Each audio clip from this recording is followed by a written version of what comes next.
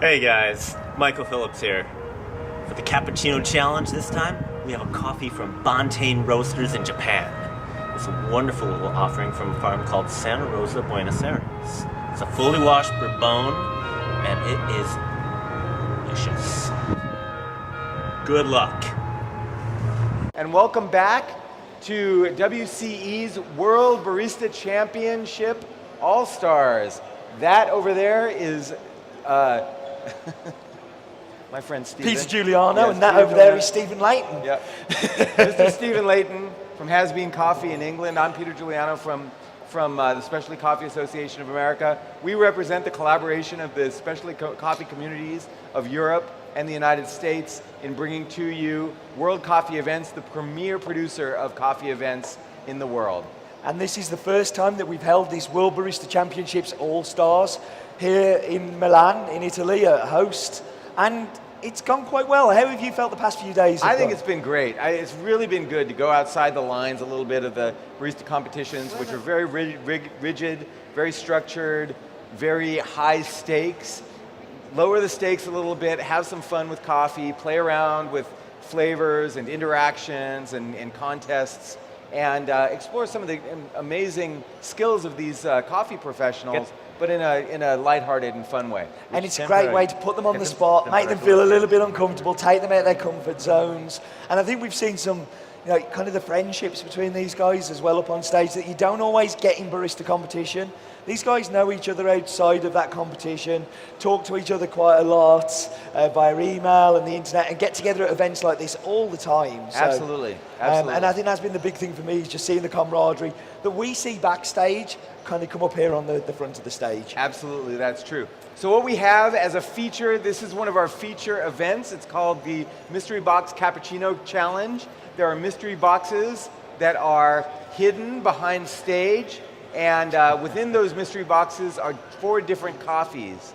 An audience member will choose from those mystery boxes, choose the mystery coffee, and that will be the coffee that these 2 competitors, these 2 barista champions, will have to base their cappuccinos on.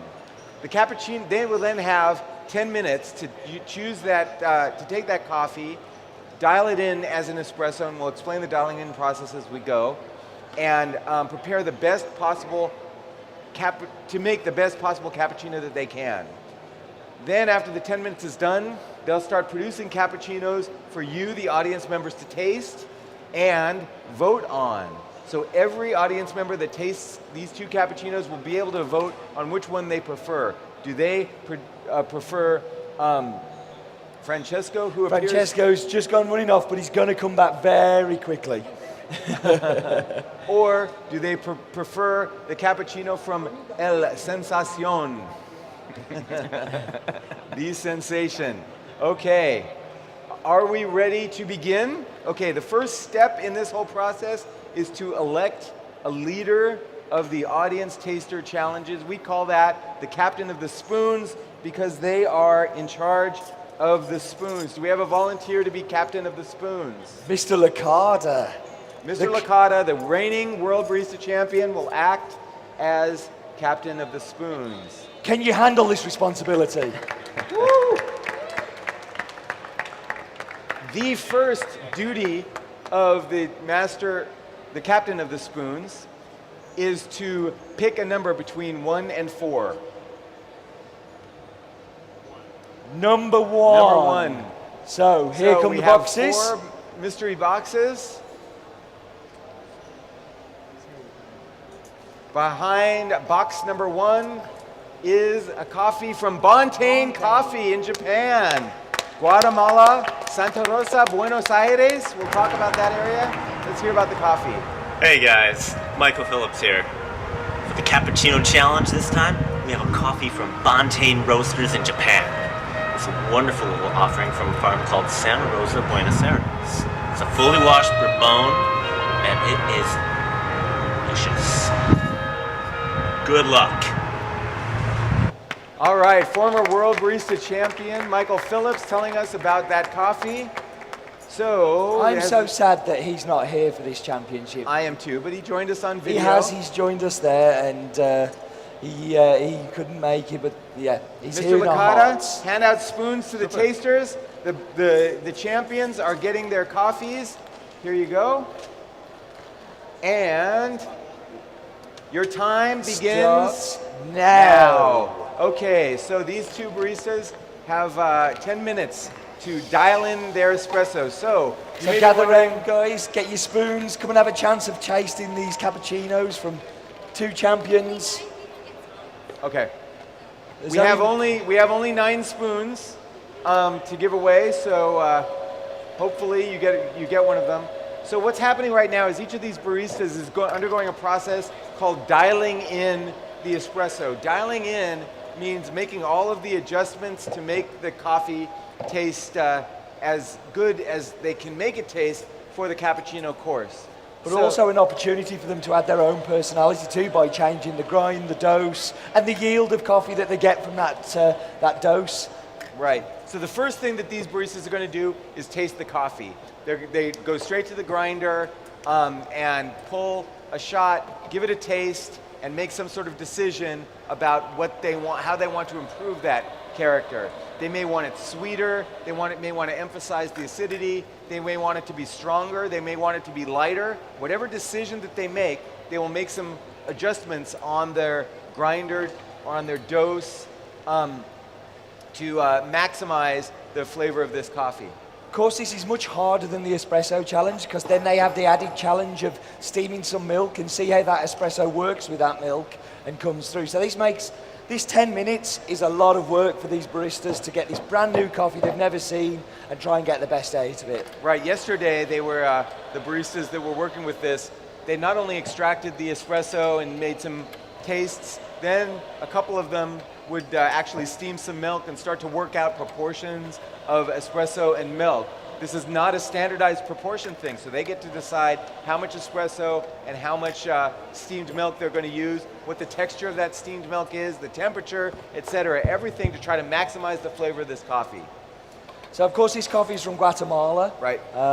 Do we know any more information on it? It's from Santa Rosa. Santa Rosa, which is in a region called Huehuetenango. Huehuetenango is an interesting word. It's an indigenous Guatemalan word. It means city of the old. It's one of the oldest cities in Guatemala, and it's fair to say it's probably the most famous in terms of quality regions in Guatemala. It's very high altitude and is famous for having the Bourbon coffee variety. Coffee, like many fruits and plants and vegetables, the botanical variety is very important. That represents the particular strain of DNA that the plant has. The Bourbon variety, which is often grown in Huehuetenango, is known for being very sweet, very complex, and very delicious.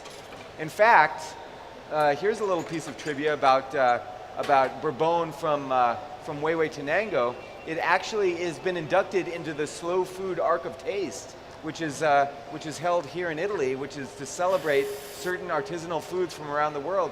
And actually, Bourbon coffee from Huehuetenango is one of the few coffee inductees into that Slow Food Arc of Taste. That's amazing. Yeah. So obviously it's in the northwest of Guatemala, in that mountainous region in the top right-hand side. Some of the notes that he's saying there's going to be citrus, there's going to be acidity. So I'm expecting something that's going to be quite bright in the espresso. How would you approach that as a barista with the milk and the adding of the milk? That's the challenge, right? So if you're talking about acidity, some of the characteristics that come, it even says citric acidity, citric aroma, and orange acidity. Okay, so the fact that this is going to have to mix with milk, you're going to try to veer towards that orange characteristic because orange can mix with milk. If you think of orange sherbet or orange gelato, that's possible to happen, and that's what they're going to be aiming for. It's probably not very likely that they're going to get a lot of chocolate notes out of this espresso, so they won't be able to get that milk chocolate kind of characteristic. It's saying there's some caramel notes in there, so maybe if they up that dose and look for a slightly larger dose of coffee to the yield of coffee, then they may get that, bring out some more sweeter notes to work with that milk. But it's going to be a real challenge to get to get that acidity to work in harmony with the milk for sure. It is possible.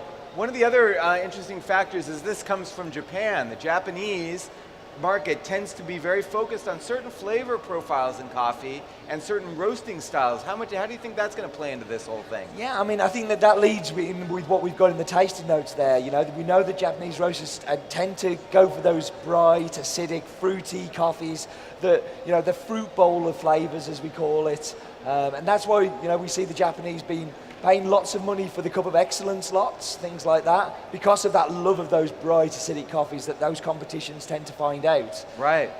Fabrizio over there is putting a lot of effort into the grind. Fabrizio, what are you trying to do over there? Trying to understand how He's trying to understand the grinder. He's been thrown by the grinder. That's one of the challenges that these baristas face. Unfamiliar equipment, settings that they may not have ever seen before. This is, however, the exact same equipment that's used in the World Barista Competition. These are all qualified sponsors. This means that the equipment has gone through a rigorous testing procedure, overseen by World Coffee Events, and so that has to do with mechanical variables, temperature stability, performance standards for these machines. And the grinders are, of course, from Malkönig, and the machines from Nova Simonelli, who've generously supported us. So, Francesco, I noticed you were having a sauna earlier on, putting on the steam ones, just purging some water out, ready to steam the milk. Exactly. Yeah. Because I need a fresh steam. How do you feel about the coffee? Yeah, at the I moment? feel that my espresso is good. Oh, you like it? I can start. Okay, you're ready already. Yeah. You've got roughly 3 minutes to spare, so you may want to serve yourself a cappuccino and enjoy another it. 3 minutes? 3 minutes, yeah. If you want to make me an espresso, I'm very, very happy to receive an espresso up here while you're waiting. Or That's if you need fine. to go make a call, that's okay too. I insist actually now that barista champions make my coffee. I've got so used to it this week of them making. I insist on a barista champion being up here to make me coffee. Yep. So Fabrizio, have you overcome your grinder issue there? Are you there? You still got time, but are the grinder's working? Yeah. It's Good working man. perfectly. Good. Coffee's tasting good also. I'm ready. Really, a lot of, I think general observers often don't understand the importance of a grinder in espresso making. Most people think that the pressurized machine is what's responsible for that coffee, but that has to be working in partnership with an excellent grinder. And in fact, most of the adjustment for making great espresso happens at the grinder level. For sure, and I think our qualified sponsor in Malkönig has been at the forefront of developing that grinder technology. Absolutely. But also has been listening to baristas from we had Matt Perger up here earlier who was talking about the EK43 and how that grinder's changed the way that he makes coffee now. So Right. I think grinder technology over the next couple of years is going to be the hot topic that we're talking about, and eventually we're getting the grinders catching up with the machines that we've been having all of this control over for quite a while. Yep. Okay, we've got 2 minutes left. If you are holding a spoon in your hand that's not a plastic gelato spoon, then you're entitled to taste a cappuccino from each of the two competitors. They'll be making cappuccinos. They'll be being served up at this front table, and then when each of the judges have tasted both of the cappuccinos, they'll be able to vote. The voting will happen 30 seconds left, guys. 1 minute and 30 seconds left. The voting will happen by using each of these pitchers. This pitcher represents Fabrizio over there. 1 minute to serve the cappuccino. This pitcher represents Francesco over there. And if you like it better, you just drop your spoon, making as much noise as possible because that shakes these guys up. And at the end of the judging round, we'll weigh each of these pitchers and determine who the winner is. Why don't we do it this way this time? So we can't keep track of it the whole. Good call. Yeah, We should zero it with those on though. Oh, it doesn't matter. doesn't matter. Okay. So we've got 45 seconds 45 left until your seconds. preparation time Right. is over. 45 seconds. Are you Francesco's- done? I'm done. Oh. All right, Fabrizio versus Francesco. Thank you very much. I just noticed both of our competitors have the same initials. Did you know that? Francesco, Eh? do you know you have the same initials as your competitor? Yeah? The same letters of your first and last name. You guys are We like are brothers. brother. Yeah, I think We are so. coffee brother. I think so. We really are filling, aren't we, if we're looking for initials Yeah, I to talk suppose about that's Peter. Okay. Are you ready? Fabrizio. Yes, ready. Are you ready, Fabrizio, good Francesco? luck. Huh? Good luck. Good luck to you as Mucha well. suerte. Suerte. Bienvenido in Italia. Grazie mille. Okay. Are you ready? Yes, Begin. go. Okay, now, traditionally the captain of the spoons is the first to taste. Oh, you have some more spoons to give away.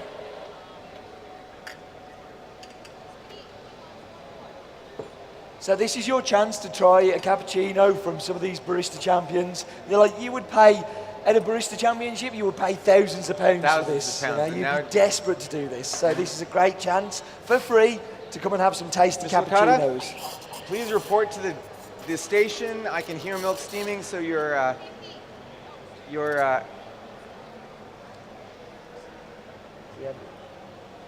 he's good. He has a spoon. It's all good. Relax. Okay. Okay. And do we have runners? Cindy, perhaps you could run some cappuccinos for Francesco. Thank you. All right. Pete? These challenges, Pete. You're an experienced judge. Perhaps you can mention what you look for in a cappuccino when you're drinking them. When I look for a cappuccino, I look for sweet milk. Sweet milk, I look for a dominant presence of the espresso. dominant espresso, And submissive whatever, milk. whatever the interpretation of the coffee is kind of determines what tastes better.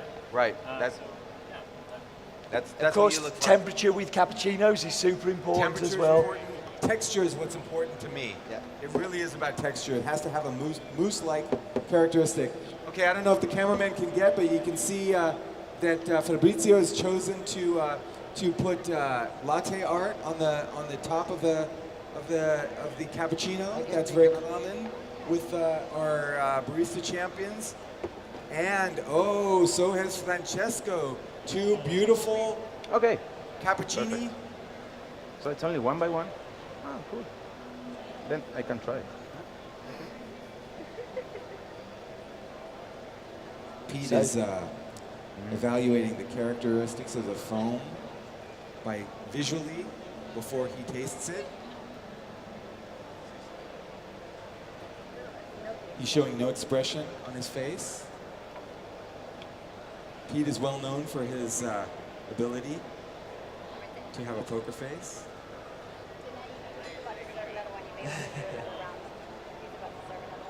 Okay. Yes.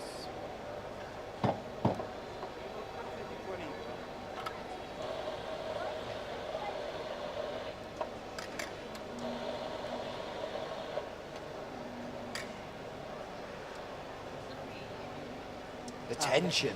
He's stretching it out.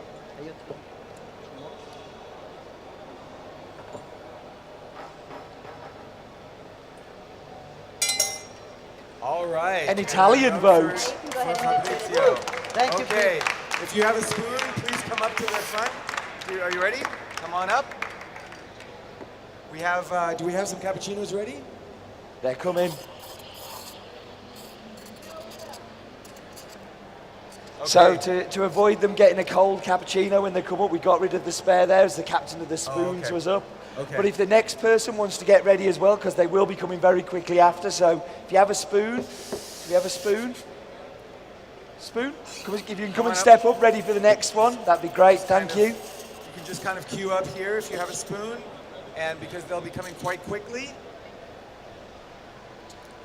So, Peter, what's your thoughts on cappuccinos? Is there something you enjoyed them As I at was saying times a of the minute day? ago, yes, I do, and I think of them as a texture thing. I like that moussey characteristic. It's sort of like a coffee, a warm coffee mousse. Yeah. And that's what I'm looking for in coffees. It can be very fulfilling, particularly in the morning, on a cold morning. This morning I had a cappuccino. I was feeling a little chill, and you know, it's a cold day outside. That's what I wanted, something nourishing. Of course, here in Italy, that's the time you would traditionally drink a cappuccino, Right. is in the breakfast time. Okay, Fabrizio's cappuccino has arrived, of course, looking beautiful. Very That's a pretty. design that we might call a tulip Two? design. Go ahead and taste if you'd like. While Cindy brings up the other beautiful cappuccino.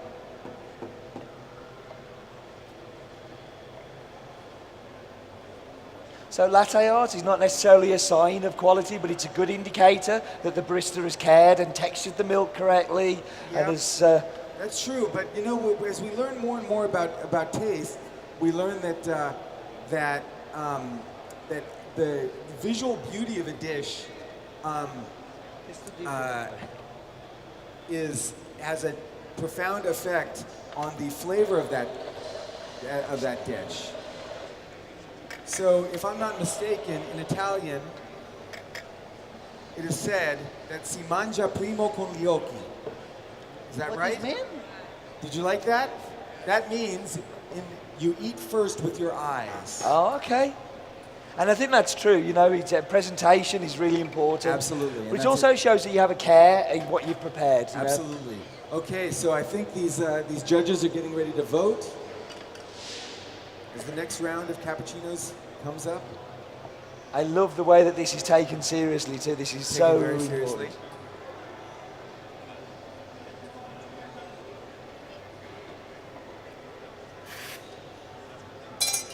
Another one for Francesco.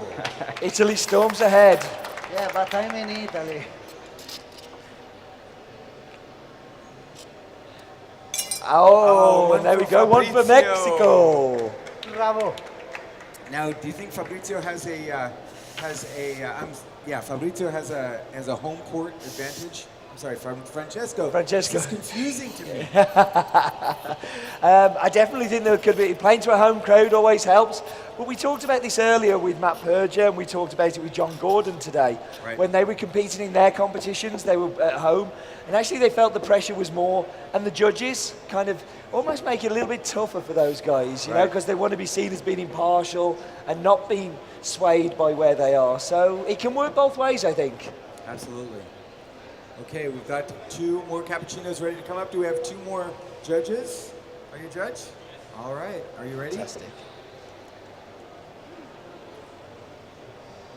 Have you ever had a cappuccino prepared by a World Barista champion before? Oh, plenty. Plenty. Is that right? Lucky man.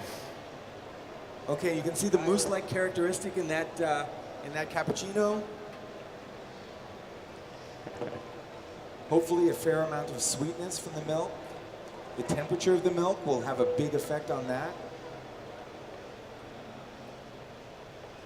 This, of course, delicious milk from our friends at Ray Cappuccino, right next door. Delicious milk. I've really been enjoying the drinks here. Of course, milk changes a lot from place to place, and This is my first trip to Italy, and I've been really impressed with the milk. Really It's delicious. lots of places you go, the milk's very different from country to country, and yeah, the milk's been great. Beautiful, couple beautiful drinks coming out. These guys are doing a absolutely gorgeous job of pouring their drinks. One Whoa. for Mexico. So That's okay. Fabrizio gets another vote.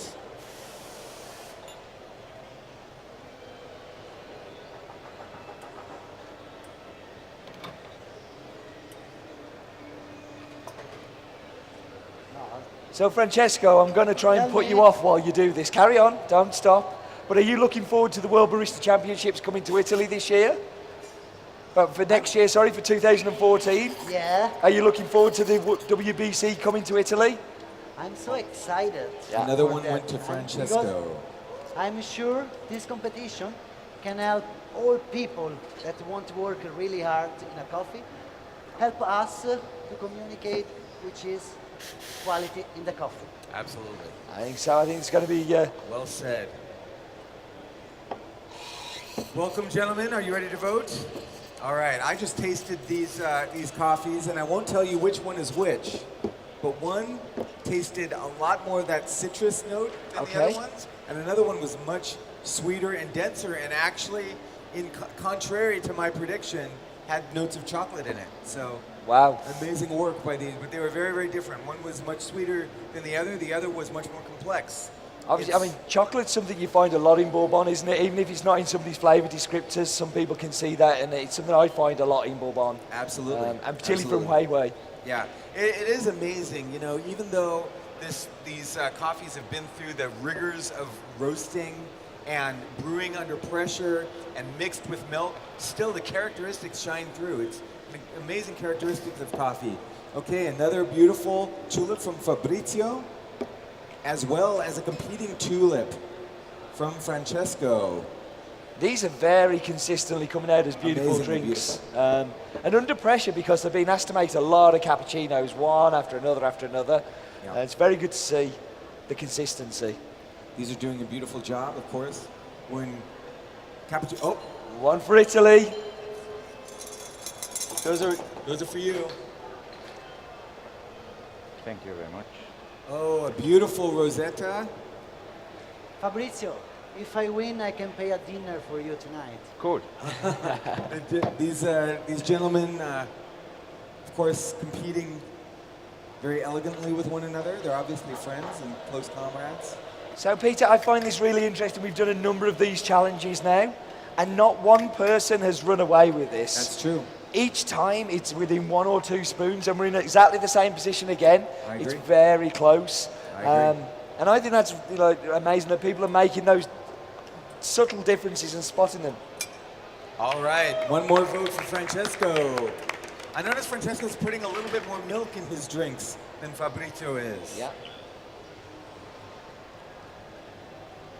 So I'm going to give these a go too, because I haven't tried them yet.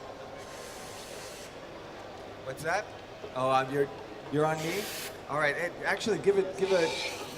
Maybe want to get a shot of Steven as he's trying these 2 drinks. Oh, okay. Come closer. Okay. Come closer. Okay. Ugh! No. They're so different, aren't they? There really is a difference in that sweetness and a difference in the acidity that between the two. I'm really surprised how different these 2 coffees are showing up. It's Big differences. yeah. Of course, Bontain Coffee Roasters in Japan, one of the great coffee roasters of Japan. I've certainly enjoyed their coffees for a number of years. Do you know there's as you said earlier, there's a lot of quality coffee in Japan, but definitely one of my favourite roasters in Japan. I've been lucky enough to try lots of their coffees. Yeah, mine too. And they really do knock it out the park every time. When I saw they were part of the mystery box challenges, I was looking forward to trying this coffee. me So, too. and it hasn't disappointed either. That's another amazing element. Not only do these tasters get to try coffees that are prepared by barista champions, but also they get to try coffees from roasters around the world. Some of the best roasters from around the world.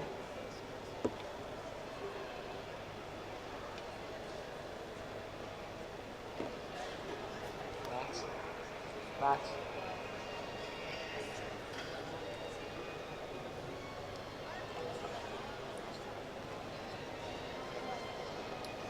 Thank you very much.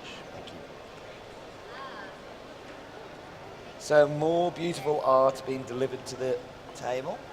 Once again, Francesco putting a little bit more milk into his cappuccinos. I'm sure he's been very consistent with that. Both of these baristas have been very consistent with how they're manufacturing their drinks here today. These 2 gentlemen are getting ready to vote. 2 more votes for Francesco, the local favorite. Yeah, that's all right. Give him a cheer. Francesco Sanapo hails from southern Italy. Yeah, very south. Very The end of the land. All right, 2 more. So a cup taster and a coffee and good spirits winner standing in front of us. Yes, a couple of very experienced judges in flavor experience.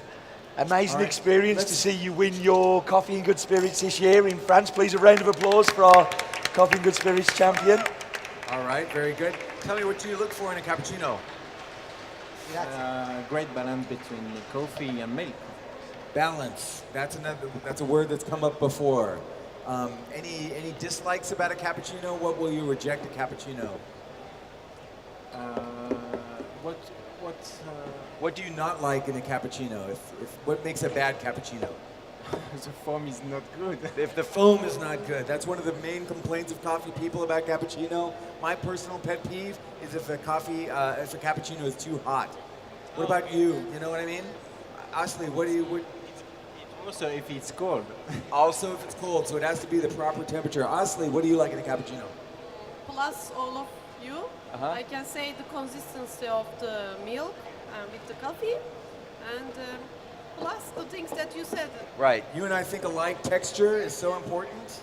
I think that's something that's cropped up in all of our cappuccino conversations, hasn't it? It's that texture thing.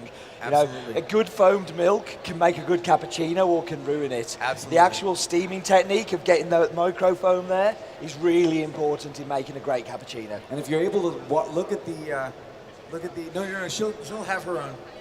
Her own are coming. These are both for you. Fabrizio, yeah.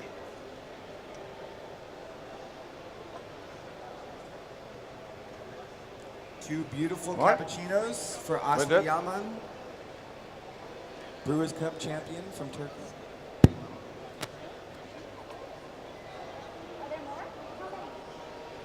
Do we have any more spoons left to taste? We've definitely got 2 there, so more. Keep going, we're going to get our money's worth out of our champions. One more for Francesco Sanapo, Yeah, no. It's all right, it's all right. barista champion of Italy. Of course, culturally, we all look for very different cappuccinos from country to country as well.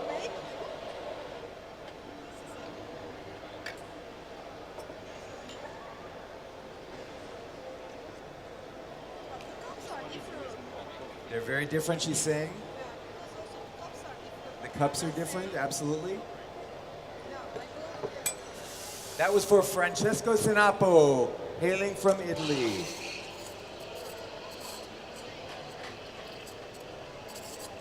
Asli.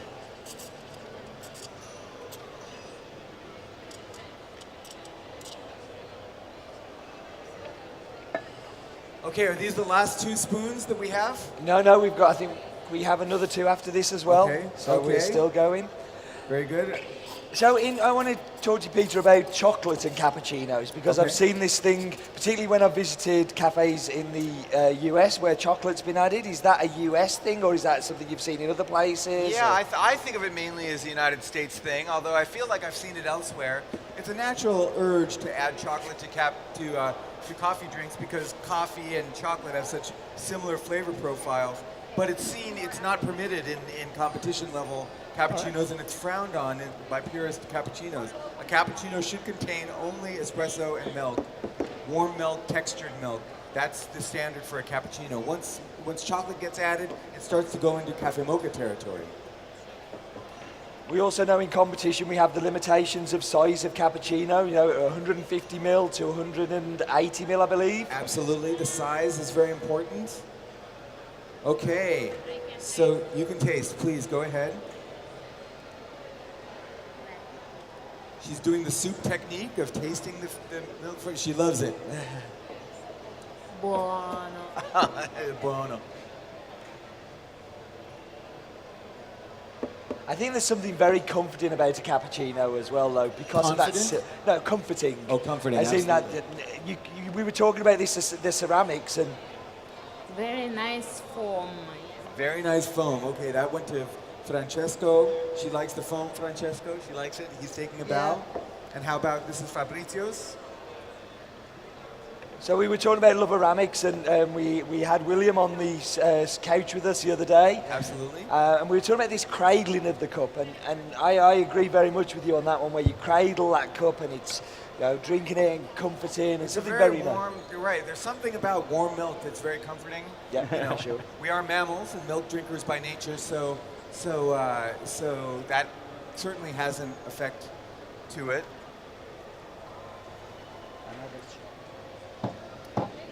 Oh. That was a clank for you, Francesco. Congratulations, you got one more vote. Another 2 drinks, please. More drinks? Yeah. Oh, you need more cups. Oh, and that one was for Fabrizio. The votes continue to come in. Are you done? Oh. Need more. Ah. All right, we're bringing our last No, another 4 cups. 4 cups. Yeah. No, you're good. You're good. All right, for our last you. 2 judges, this is going to make or break this thing. Gentlemen, how many cappuccinos created by World Barista Champions have you ever had? I've had a few in New Zealand from a few of the Kiwi lads that have done well, so the likes of Hide Kono and Nick. Nick. Last year. Yeah. Very good. So we're lucky people, aren't we? Okay.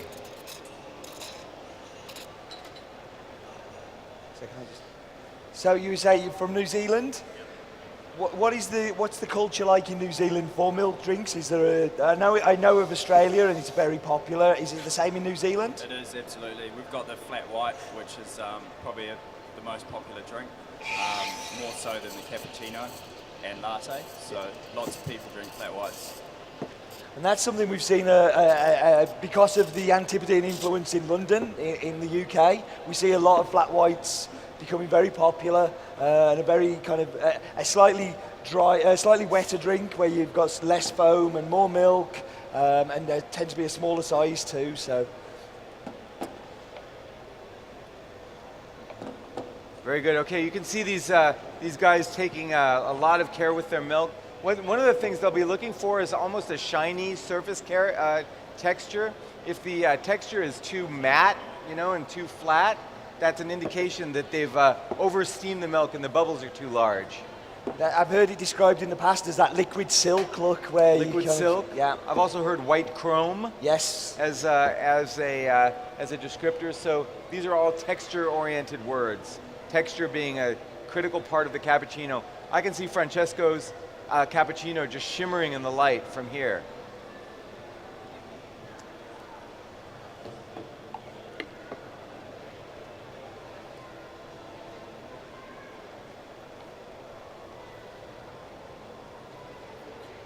Great. Do you have the mic? Or is this it? Yes.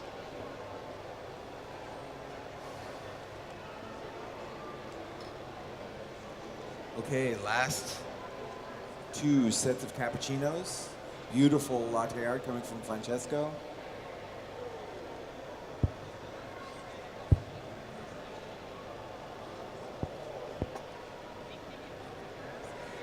Judges taking their time. It's an important decision. You've only got 1 spoon.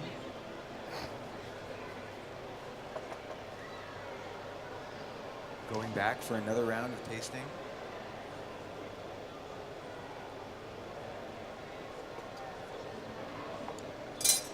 That's for Fabrizio Sencion, El Sensación de México. And another one for Mexico.